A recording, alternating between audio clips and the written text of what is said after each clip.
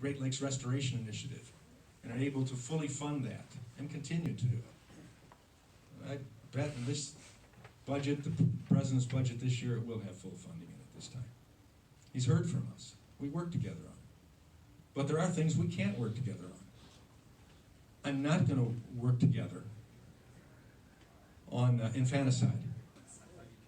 I'm not going to work together on a piece of legislation that takes away election security for our country and free elections. I'm not going to work together on that. I'm not going to work together on passing general tax increases.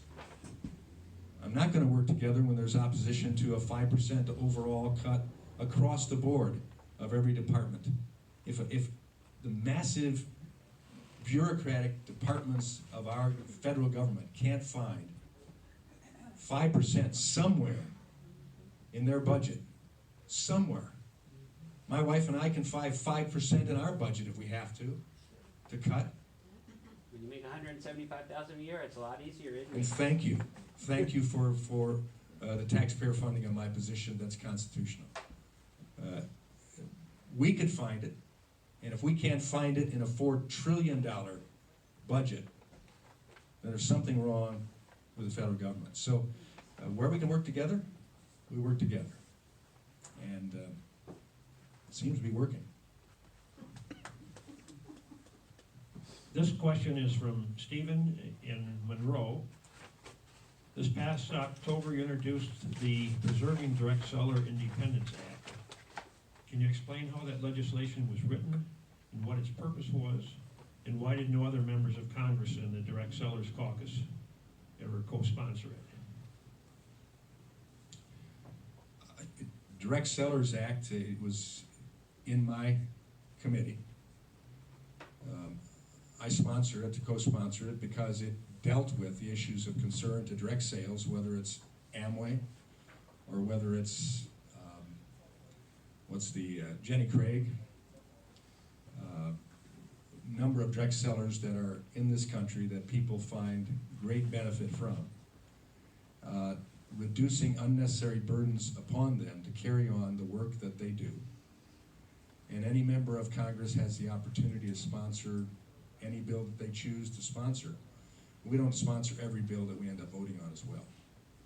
And for that reason, being that I represent Michigan, that has one of the premier direct sponsors in the nation, that being Amway, and other component parts of it, we certainly help those that have legitimate concerns and needs from our frame of reference. Oh, I've never hid that. I asked, how was that legislation written? How was it written? What do you mean? Did the Direct Sellers Association write that and you just introduced it? No. It always has to go through drafting, bill drafting in the House. It has to meet the correct parts of the bill, language. No, I've never had a bill that was handed to me from whether it's Farm Bureau, or whether it was from direct sellers, or whether it's from insurance industry for annuities, for retirement savings, whether it was from NRA. It comes, ideas come, and then we put the idea together to make the need. You were the only sponsor of that legislation. There was no other sponsors on it. So you wrote it yourself, or how? No, we worked with drafters, bill drafters, committee staff, and bill drafters. Let's go to the next question. This is from Rachel of Dexter. We brainstormed a list of ideas for studying gun violence and improving gun safety in this county together. I'm not sure if it says county or country. Together after the Parkland shooting in February of 2018. What actions have you taken towards the ideas we generated together? I remember that list on the whiteboard. Don't remember every specific point. But we passed a major package for gun safety and in opposition to gun violence in this country, which included what I mentioned earlier, the funding that goes to the states and the local communities, local school districts, that can be used for putting in place what's necessary to prevent something like Parkland. Training of individuals as well as operational issues, and component parts, letting the freedom come to each school district. Not every school district needs metal detectors. Some do. Not every school district needs an officer in the facility. Some do. And so that was one of those. Mental health component, we added to that legislation because we found out the majority of individuals that have committed these mass shootings had mental health issues. And so we upped the support for mental health concerns, a number of things that were put in place. The bills that were passed in the House, and happily will not pass the Senate, but were passed in the House just 2 weeks ago, would not have done anything for any of those school shootings, theater shootings, church shootings. Nothing. It wouldn't have prevented any of those people who had those guns from still having those guns. Just a related question, perhaps, from Sue and Dexter. What is your reasoning for voting no on H.R. 8 when the majority of Americans, including gun owners, believe that stronger background checks are needed for every gun purchase? None of the background checks in that bill would have stopped any of those shooters. But they may stop. They would not have stopped. They would not have stopped those shooters or any others like them to come. We have background checks already. In fact, these background checks made it more difficult. For instance,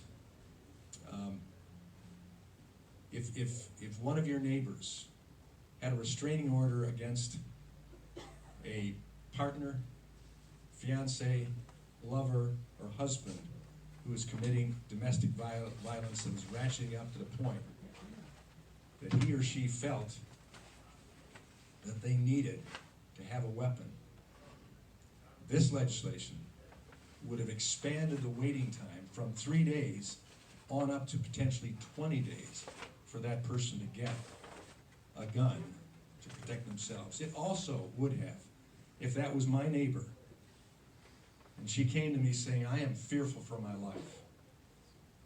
I'd like you all to turn around and see this gentleman here. That's These are right. the signs that he holds up. And that's the type of, the reason why we do the town halls like we do. So the low IQ is referring to me That's right. as I You don't try to answer understand your question. the intent So of what it would all have of done, what it happens. would have done is made it impossible for me to loan my gun to my neighbor, to say until you finish your background check of 3 days presently, which would now be 10 to 20 days. And you have that paper, you have that restraining order, and you believe, humanly speaking, that that piece of paper is not going to stop an attack by this individual who keeps coming and has shown evidence that he or she doesn't care about the restraining order. What about? So this says, What about? I would be in a criminal, please, please. What about legislation against I- the person I- that has the restraining? You took time to call me order out. Give her my time that I should get to respond. Thank you.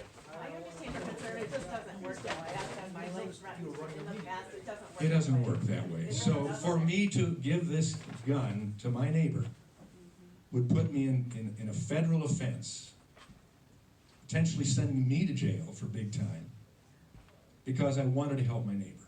So if your neighbor's the perpetrator. So right they can now, have the gun, though. right now, Awesome. the neighbor isn't the perpetrator.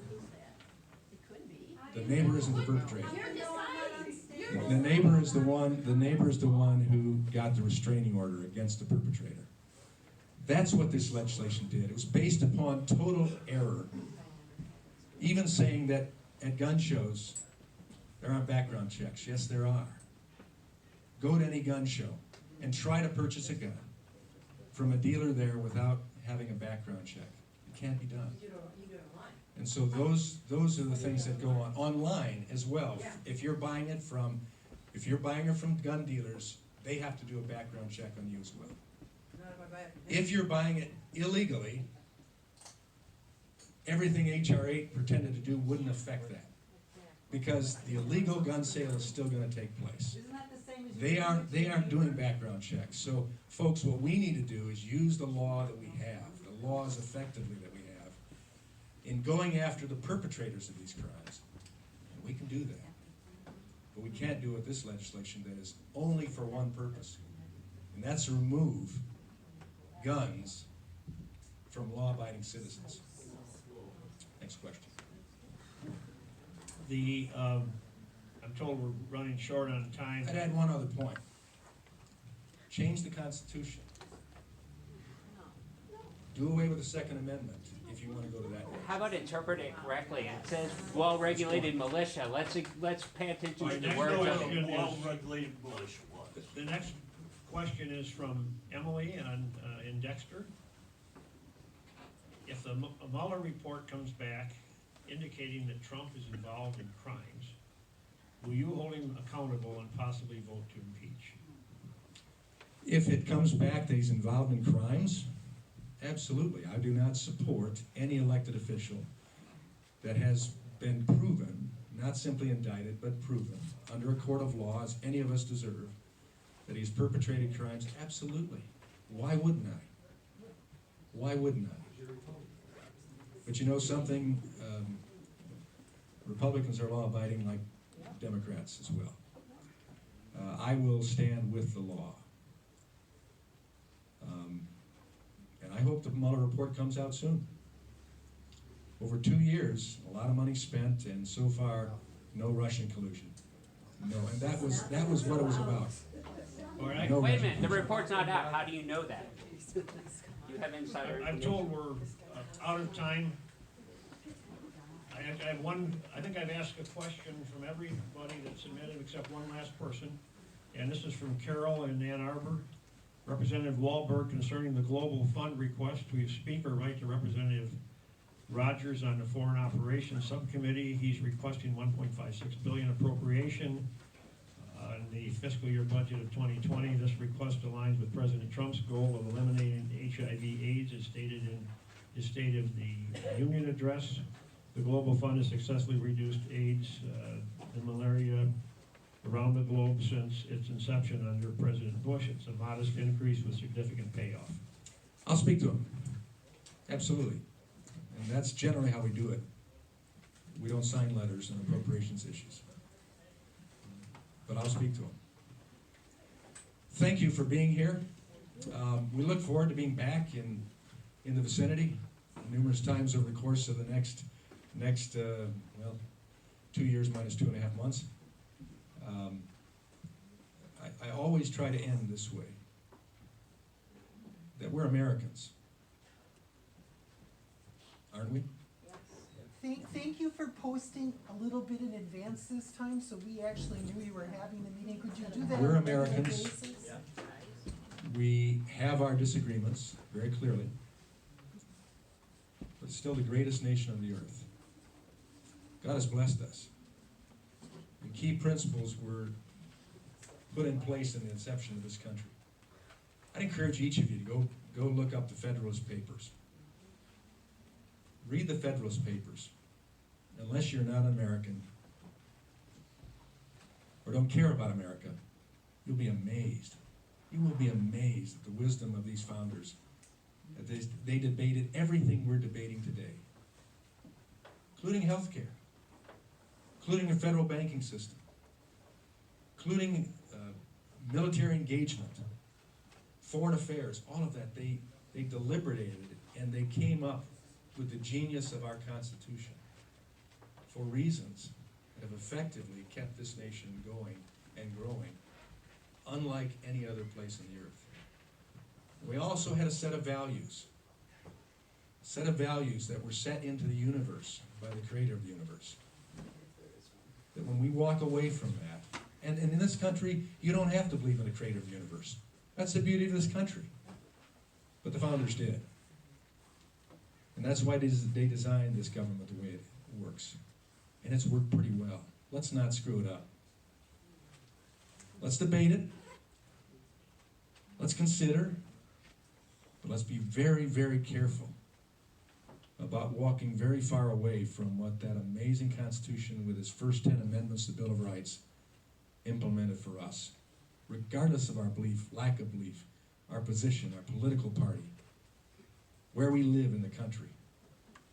It was designed in a way that would benefit this country the best. And I think it has. And I don't get my way in every case. I'm serving in the minority now. I did that my first term. Didn't like it then, I don't like it now. But that's America. And I'm gonna work my best to still be the most effective member of the Michigan delegation, the most effective member, if at all possible, of the entire Republican delegation, to impact this country for its best. So, again, thanks for being here, and hope to see you again.